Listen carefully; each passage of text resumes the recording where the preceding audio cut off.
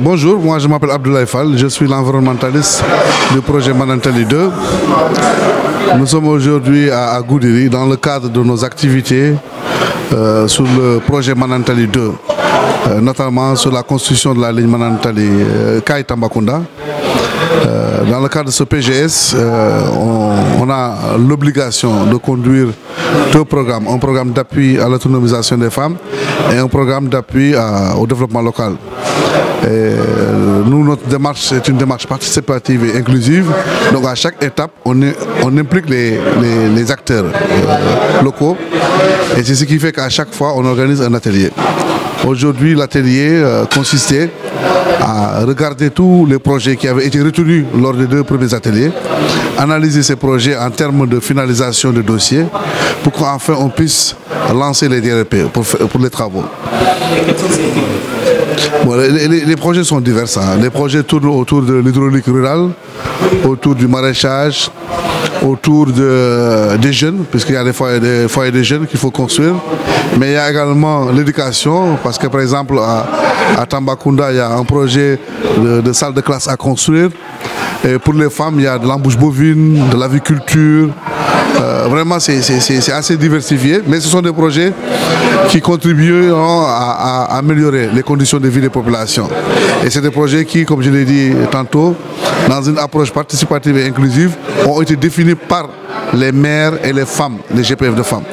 Donc aujourd'hui, on est là, on travaille avec eux pour finaliser. Bon, malheureusement, il s'est avéré que le produit attendu, à savoir les dossiers de demande de prix et de renseignement, ne sont pas encore finalisés. Et on est à ce stade-là, mais les projets ont été bien formulés. Il faudra jusqu'après, on se retrouve, en tout cas, que ce comité se retrouve pour pouvoir finaliser le plus rapidement. Parce qu'on a un problème de délai. On a un problème de délai. Le projet il va finir officiellement le 30 juin. Mais il y a possibilité, en tout cas, de continuer jusqu'en décembre. Et nous, on veut que tous ces projets-là qui ont été identifiés puissent être réalisés dans les délais afin que on puisse dire que le projet Manantali 2 a largement et positivement impacté les populations du département de Goudiri qui avaient été impactées par la ligne, par les travaux. Non, pour les projets individuels, pour le moment, dans le cadre en tout cas des programmes d'appui au développement local et d'appui à l'autonomisation des femmes, c'est des projets communautaires. C'est des groupements de femmes pour ce qui est de l'autonomisation et pour le développement local, ce sont les maires qui ont regardé les projets les plus impactants. Voilà. Mais pour ce qui concerne maintenant les projets individuels, ça c'est un autre aspect qui va venir avec un collègue à moi, M. Si, qui s'occupe de tout ce qui est aspect social. Donc il y a un programme qui est destiné à accompagner toutes les personnes affectées par le projet, les accompagner dans la mise en œuvre, dans la conception et la mise en œuvre d'un projet jusqu'à hauteur de 400 000 francs. Mais ça, c'est une deuxième étape qui va se faire très prochainement. Voilà. Et aujourd'hui, nous, on se concerne seulement sur le développement local et l'autonomisation, sachant que tous les projets en réalité sont liés et visent tout simplement à concourir à l'amélioration des conditions de vie des populations au niveau des départements qui sont traversés par la ligne. Les messages, c'est quoi? Il faut qu'on aille vite. Il faut qu'on aille vite parce qu'on a un problème de délai. Qu'on aille vite dans la concertation, dans une collaboration intelligente pour que vraiment on puisse réaliser tout. Parce que ce serait dommage qu'on ne puisse pas les réaliser et qu'on perde de l'argent inutilement. Ça, c'est le premier appel. Le deuxième appel, c'est quoi? C'est savoir qu'en tout cas, la SOGEM, qui a financé ce projet à travers un prêt de la Banque mondiale au Sénégal, restera encore près des populations. Pour information, le site qui a servi pour le stockage du matériel de construction de la ligne. Ce site aujourd'hui, on est en train de demander à Goudiri de mettre ce site à disposition. Cela veut dire quoi? C'est des perspectives pour Goudiri, parce que ça peut être également source de création d'emplois demain.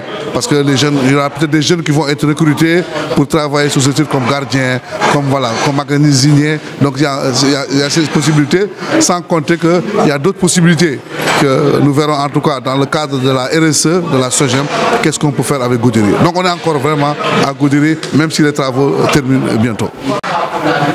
maa ngi tudd Abdoulaye Fall man maay environnementaliste SOGEM li ñu indi tey Goudiri dafa doon taxawaay boo xam ni depuis bi projet bi amee ba léegi ñu ngi koy taxaw mooy saa yu ñu waree def dara loo xam ne ñu ko jégleel population yi ñuy ñëw ci ñoom waxtaan ak ñoom wax leen lan mooy seen xalaat ak seen mbëbët ak seen bëgg-bëgg.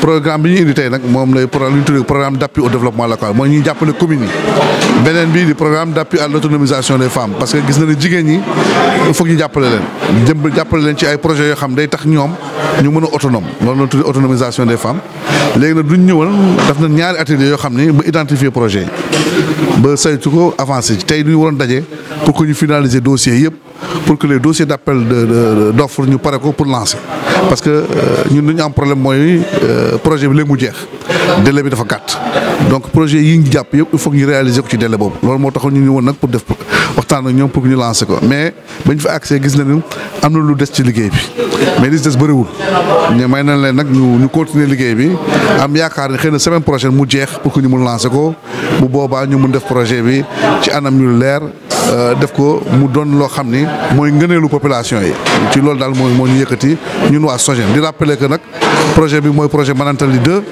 boo xam ne Banque mondiale moo ko financé mais ñun waa SOGEM ñoo koy déroulé waaw boobu ba léegi nag ñu ngi def ay jéego ci biir pour jàppale population yi léegi toll nañ ci ñaari programme yi tamit il faut que ñu góorgóorlu ba ñaari programme yi ñu def ci li ci war avant projet bi di jeex. projet yi nag laal na lu bëri laal na maraîchage laal na agriculture laal na aviculture mooy affaire ganaar laal na embouche bovine c'est-à-dire ñuy yefal ay nag jaay ko laal na périmètre maraîcher laal na aussi hydraulique rural c'est-à-dire tabax ay forage pour que nit ñi am ndox.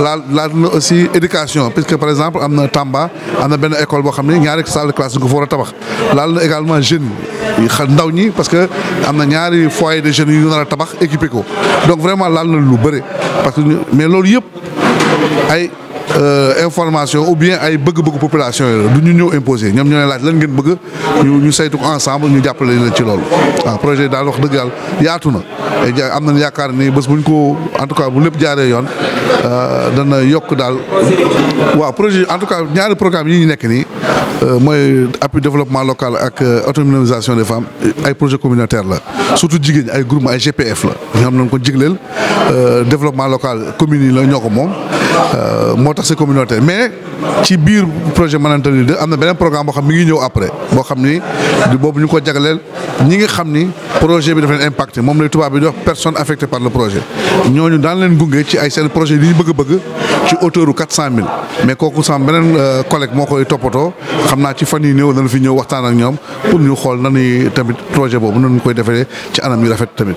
sama message mooy daal ñu góorgóorlu gaawantu parce que comme ni ma ko waxee projet bi diir bi ci des bëreetul donc rapidement il faut que ñu pare ko donc message bi may lancer daal mooy ñu góorgóorlu li des ci liggéey bi ñu def ko rapidement pour que ñu mun lancer mais di ñaan tamit ñëpp ñu def ci seen loxo parce que projet bi dafa doon projet boo xam ni dafa am impact ci population yi donc dana doon regrettable ñu ñàkk financement bi pourquoi parce que tout simplement defuñu lu war moo tax maa ngi ñaan ñëpp daal ñu def ci seen loxo pour que daal rapidement fii ak daal août septembre projet yi jeex ñu mën a wax alhamdulilah rabbil alamin population yi gis seen bopp ñëpp gis seen bopp loolu la ñuy ñaanal.